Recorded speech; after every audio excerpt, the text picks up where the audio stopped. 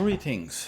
Today we are going to learn how to use the knights in the game. Alright?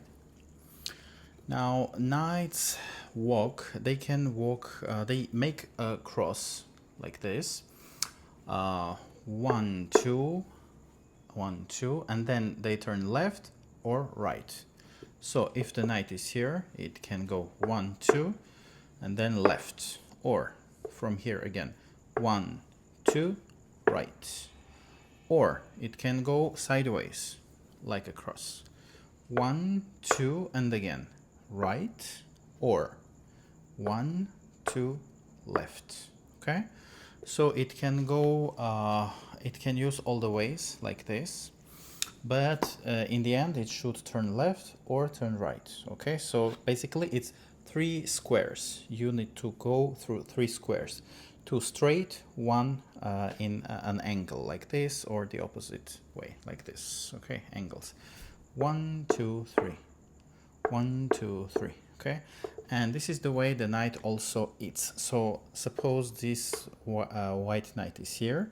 This knight is now threatening this pawn and this pawn. 1, 2, left, or 1, 2, right. So this knight can take one of the pawns, okay? And that's how the knights play.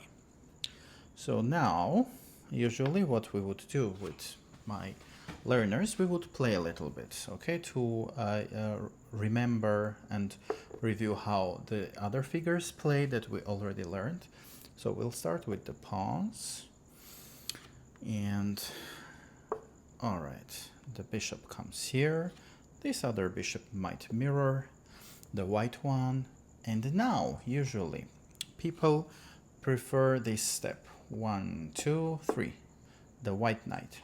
From here, the white knight is already threatening this little pawn here. And if you're the black player, you can again either mirror the white player. Your knight comes here. 1, 2, right. Right from my perspective, left from yours. Or you could defend this pawn. If you do this step, the white knight will take this pawn. 1, 2, 3. You can do the same. You can take his white pawn. 1, 2, 3. Okay? This way. Some players do this move. Others, because of some other reasons, others don't prefer this because there are some interesting traps that you could, well, your the white player especially could, you know, set against the black player. So some people, the black players, often prefer to defend this pawn with this other knight. So 1, 2, 3, yes, 1, 2, left. From my perspective, and from here this other black knight is defending this other pawn. 1, 2, 3. So now if this white knight takes this pawn, which it can do, now the black knight, 1, 2, right, will take the white knight, and this is a very bad exchange for the white player. The white player obtained 1 pawn, but it has lost 3 pawns because the value of 1 knight is 3 pawns. So this is bad exchange for the white player. This is why if the black knight is here, the white player, if they play well, they wouldn't touch this pawn with their knight. Okay, so they could use this other pawn, like place it here to open the way for this other knight, or they could bring this other knight into the game again. 1, 2, right. Okay, what's important at the beginning of the game again is to control more and more area in the middle of the field and threaten the other player. So now this white pawn is controlling these 2 squares because the pawns eat like letter V. Yeah, if I have my pawn here, hop, it will be gone. And this white knight is controlling also, so 1, 2, 3. This knight controls this area, 1, 2, 3, and this area, these two. So if I have some figure here, let's say this bishop is here, 1, 2, 3.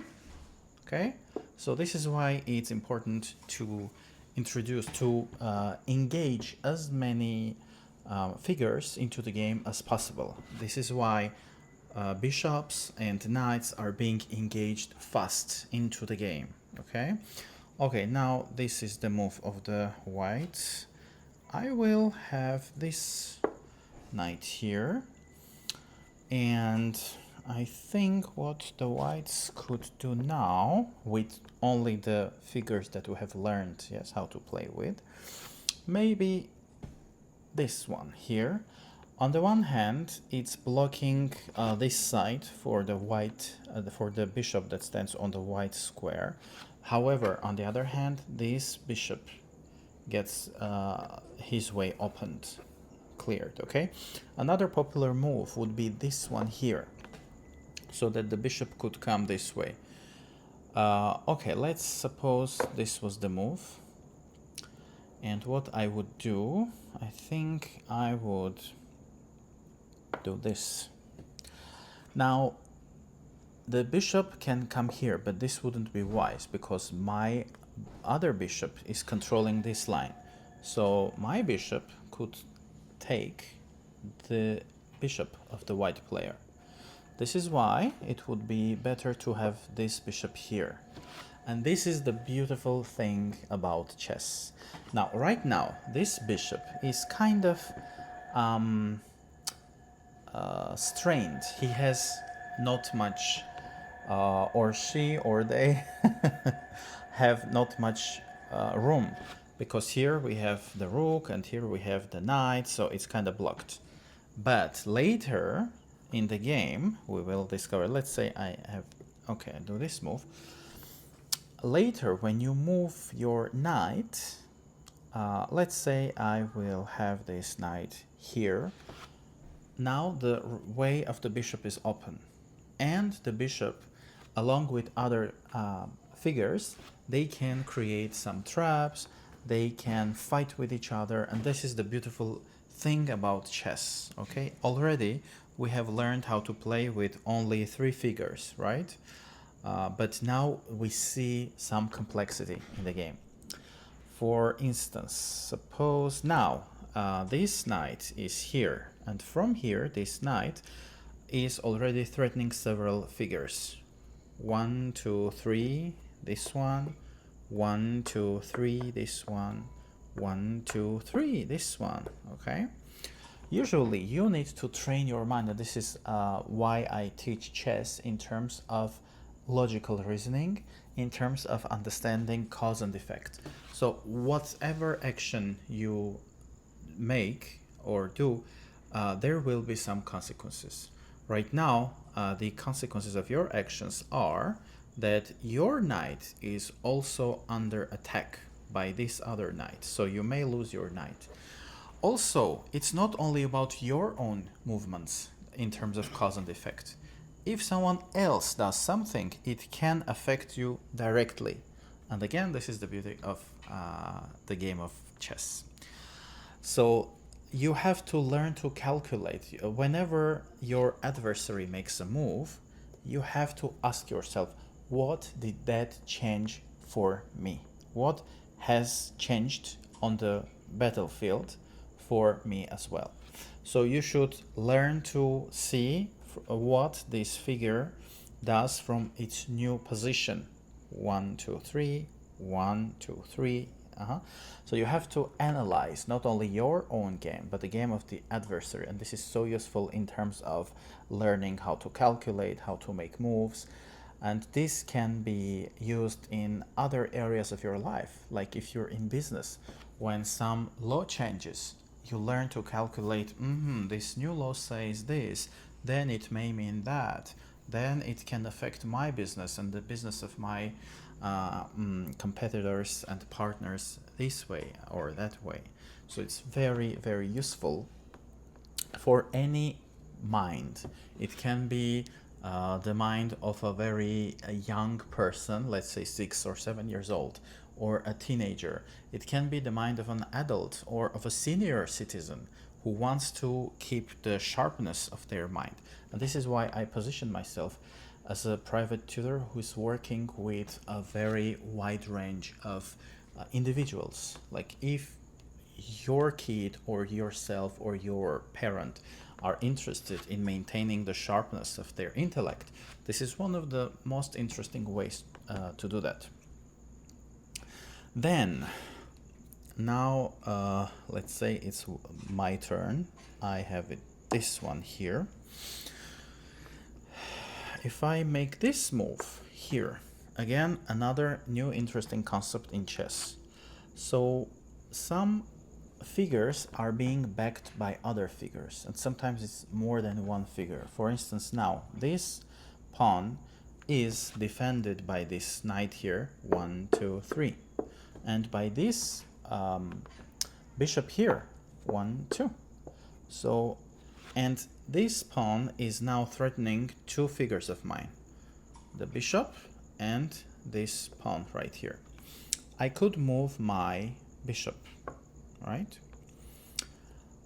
Or I could eat this pawn with my other pawn like this, okay? And here you have to learn to analyze. Of course, you will make a lot of mistakes. As a beginner, you will make a lot of mistakes. And often it's not about the only right move. There are good moves, there are bad moves, but often you have many options, especially when it comes to average players, average individuals who are not super intelligent, computer-like professional players, right? You often have many choices, and you just play, you experiment, and you see what changes because of this or that move. So in real game, we would continue this game with only these figures until the learner learns more and gets more comfortable with the game. So now I'll just demonstrate it faster because the video is getting too long, okay?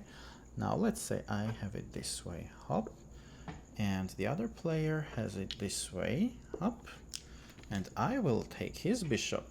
Like it's like the domino, the domino effect. One move brings in so much change. Now with this one, and my black knight will have the white knight here.